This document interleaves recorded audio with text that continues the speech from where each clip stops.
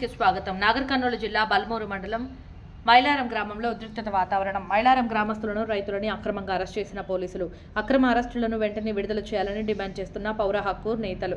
పోలీసులని గ్రామానికి రాకుండా కంచె ఏర్పాటు చేసిన మహిళలు. స్వచ్ఛందంగా మైనింగ్ వద్దు, గుట్ట ముద్దు అనే నినాదంతో మల్యాల గ్రామంలో రిలే నిరాహార దీక్ష చేయాలని నిర్ణయించిన గ్రామస్తులు.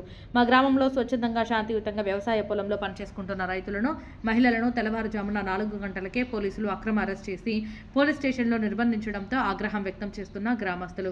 అక్రమంగా అరెస్ట్ చేసిన గ్రామస్తులను తక్షణ విడుదల చేయకపోతే మందు త్రాగి చావడానికైనా సిద్ధమని తేల్చి చెప్తున్న గ్రామస్తులు. అదేవిధంగా మందు డబ్బాలతో రోడ్డు ఎక్కిన రైతులు.